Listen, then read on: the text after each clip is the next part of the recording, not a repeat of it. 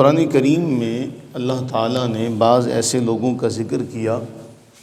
جو کہتے کہ ہم مسلمان ہیں، ہم نے اسلام قبول کیا۔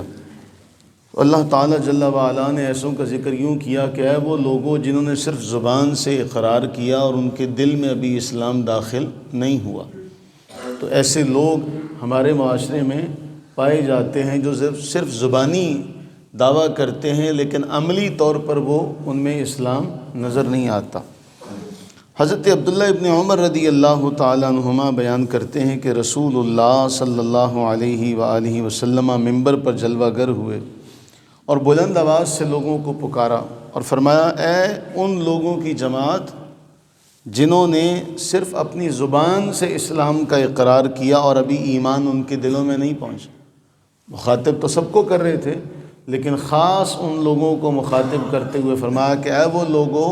جو صرف زبان سے اقرار کرتے ہیں اور ابھی ایمان اور اسلام ان کے دل میں داخل نہیں ہوا۔ اس کے بعد اللہ کے نبی سرور عالم صلی اللہ علیہ وآلہ وسلم نے فرمایا، مسلمانوں کو اذیت مت پہنچاؤ۔ حکم دیا جا رہا ہے کہ اے مسلمانوں کو اذیت مت پہنچاؤ، ان کی خفیہ باتوں کی کھوج میں نہ لگے رہو کہ بھئی ان کے عیب تلاش کرو اور ان کی ان باتوں کی ٹو میں لگو۔ اللہ کے نبی علیہ السلام نے فرمایا، سنو، جو اپنے کسی مسلمان بھائی کی ایسی باتوں کی ٹو میں لگ جاتا ہے، مخفی باتوں کی کھوج میں لگ جاتا ہے، پھر اللہ تعالیٰ بھی اس کی ان باتوں کو ظاہر کر دیتا ہے اور ایسے ذلیل و رسوا کرتا ہے کہ وہ اپنے گھر میں بھی چھپ کر بیٹھا ہوا ہو تو اس کے عیب لوگوں کے سامنے ظاہر ہو جاتے ہیں۔ کہنے کو سننے کو یہ ایک مختصر سا جملہ ہے لیکن اس میں اتنا بڑا سبق پنہاں ہے، پوشیدہ ہے کہ اگر تم کسی کے پوشیدہ عیبوں کو ڈھونڈو گے تو اللہ تعالیٰ تمہارے پوشیدہ عیبوں کو ایسے ظاہر کرے گا کہ ذلیل و رسوا ہو جاؤ گے۔ تم چاہے کمرے میں کیوں نہ بیٹھ جاؤ، بند کمرے میں بیٹھ جاؤ تو اللہ تعالیٰ ایسے کو ذلیل و رسوا ضرور کرے گا۔ پھر اس کے بعد جب حضرت عبداللہ ابن عمر نے یہ جملہ بیان کر لیا نا، تو اس کے بعد آپ نے حضرت عبداللہ ابن عمر رضی اللہ تعالیٰ عنہما نے کعبہ معظمہ کو دیکھا،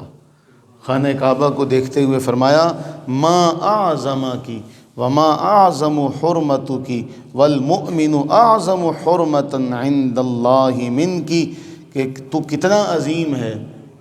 اے بیت اللہ، تو کتنا عظیم ہے، تیری عزت حرمت کتنی عظمت ہے، تیری کتنی اعظم ہے، لیکن ایک بندہ مومن کی عزت اللہ کی بارگاہ میں تجھ سے زیادہ ہے۔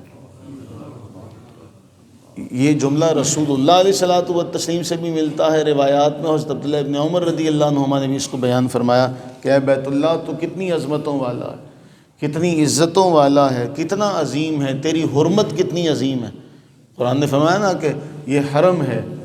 اس حرم کی عزت قرآن نے بیان کی، اللہ کے نبی علیہ السلام نے بیان فرمایا، لیکن فرمایا ایک بندہ مومن جو ہے وہ تجھ سے کہیں زیادہ اللہ کی بارگاہ میں معزز ہے۔ کیوں؟ یہ جو جملہ پہلے فرمایا، کسی کو نقصان نہ پہنچاؤ، اذیت نہ پہنچاؤ، کسی کے عیبوں کو تلاش کرنے میں نہ لگے رہو، فلانا کیا کر رہا ہے، فلانا کیا کرے گا، فلانا یہ کیوں کر رہا ہے، فلانا کب آ رہا ہے، فلانا کب جا رہا ہے، کس کے ساتھ جا رہا ہے، کہاں جا رہا ہے۔ یہ جو ٹو میں لگے رہنے کی جو باتیں ہیں نا، جو ہمارے ہاں ہمارے معاشرے میں پائی جاتی ہیں، اور ہم یہ اپنے بچوں کو بھی سکھا دیتے ہیں بعض اوقات کہ ہمارا بچہ جب ہمیں یہ باتیں بتاتا ہے تو ہم اسے روکتے نہیں ہیں، ٹوکتے نہیں ہیں، پھر اس کا حوصلہ بڑھتا ہے اور وہ دیکھتا ہی پھر ان باتوں کو۔ جبکہ ہمیں ہمارے بزرگان دین نے کیا فرمایا تھا، دھن رے دھنیے اپنی دھن، پرائی دھنی کی پاپ نہ پن۔ ہم تو اپنے کاموں میں لگے رہو، تمہیں کسی سے کیا لگے۔ اس لیے فرمایا کسی کی خفیہ باتوں کی کھوج میں نہ لگو، اگر تم ایسا کرو گے تو پھر اللہ تعالیٰ کے ہاں تم ذلیل و رسوا ہو جاؤ گے۔ دعا فرمائیں کہ اللہ تعالیٰ ہمیں صحیح طور پر مسلمان اور مومن بننا نصیب فرمائے، آمین ثم آمین۔